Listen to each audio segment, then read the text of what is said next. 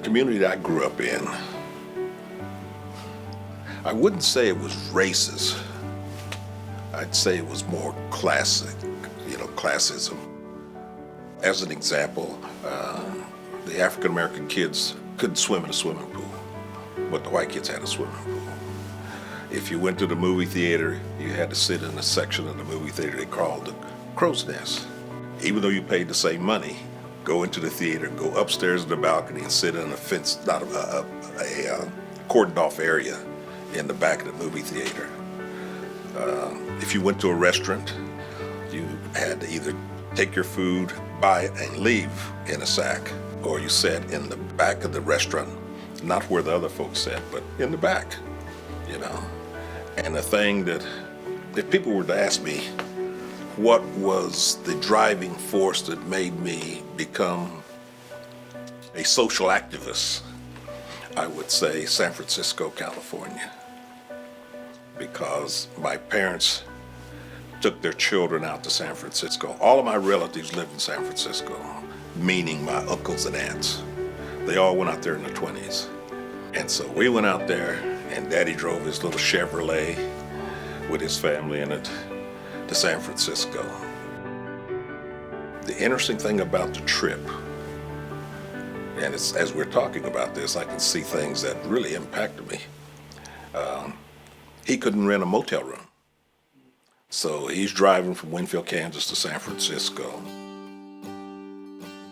And when he drove as long as he could, and he would stop and we'd sleep on the ground. And I remember that the ants bit me.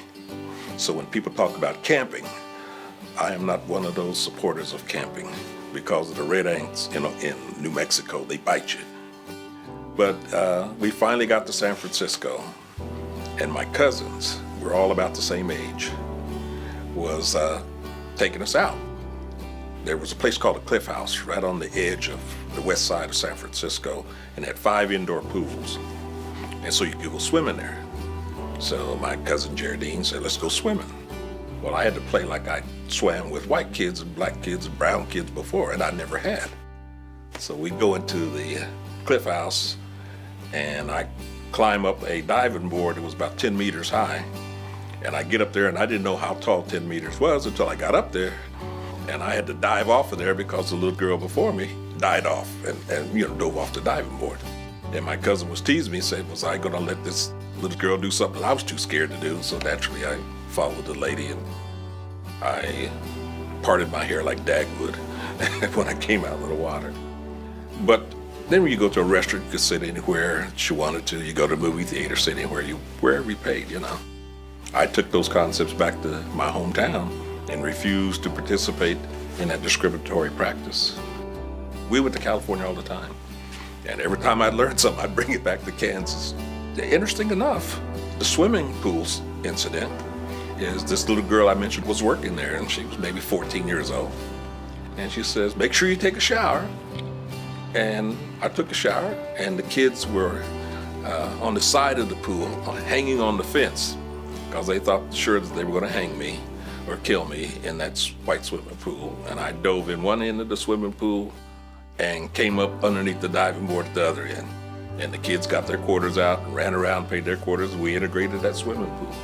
So I think it was more of a tradition than a reality. I thought that people had always done that, and they figured you were supposed to do that, but there really wasn't a rule that you had to do that.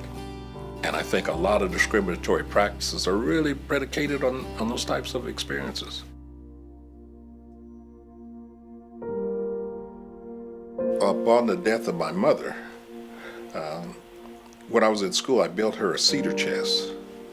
And in that cedar chest, we found documents from Franklin Delano Roosevelt. She was able to call to his attention the discriminatory practice that was taking place in the defense industry during World War II.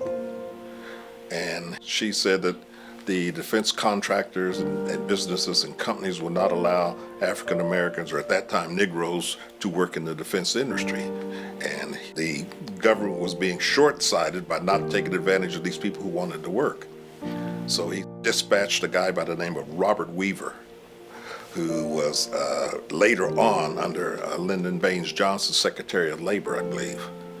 And he came out to Kansas, and my mother sat down and talked to him about what he needed to do to make the Defense Department hire Negroes at that time so they could work. And my mother did that. I was never one to demonstrate or picket, but we had a Black student union that was just developed and speaking about, recruiting more students and making sure a fair treatment was given. When I first came on that campus in 1964, they had a shortage of housing, but they had like one student. He was an older student who was getting his accounting degree, and he was renting his house, him and his wife, across the street. So a lot of us stayed over there, and it was integrated. It was only 2 blacks that stayed in the house, and the rest were white. But I was originally signed to a white roommate, and all of a sudden she disappeared, and I was like, what happened to so-and-so? And I found out later that she didn't want a room. Her parents didn't want a room with me. I believe they were alumni, and they were pretty big donors, and the dean said, that's the assignment. We don't accept that she doesn't want a room with someone because of their race. And that's how it was put. And the dean was Dean Snodgrass. I'll never forget her name. And she never told me that, but some other people knew about it and told me.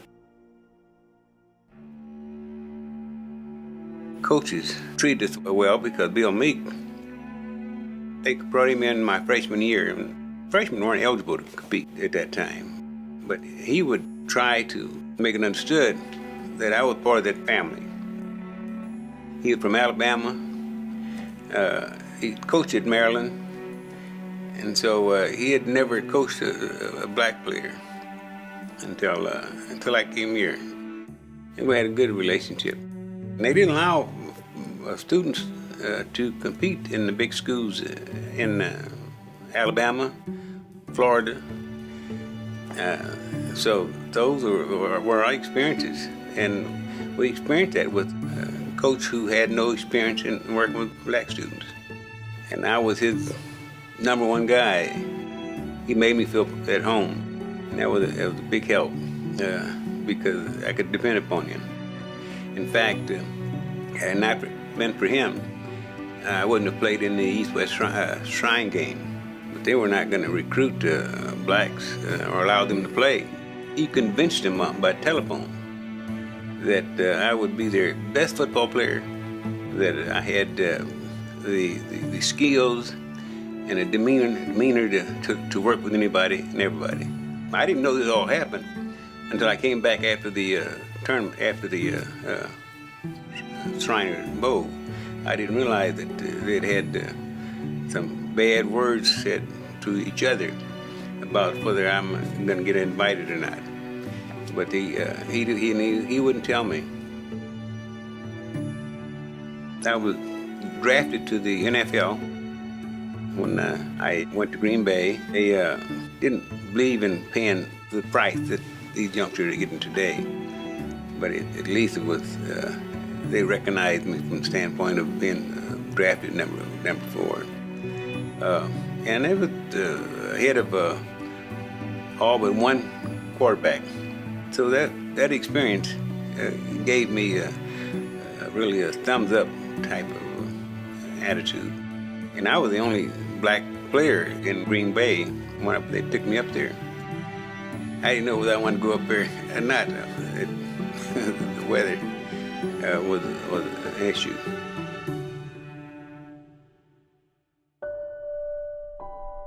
When I first arrived in the Manhattan community prior to working, well, of course, you're looking for a place to stay.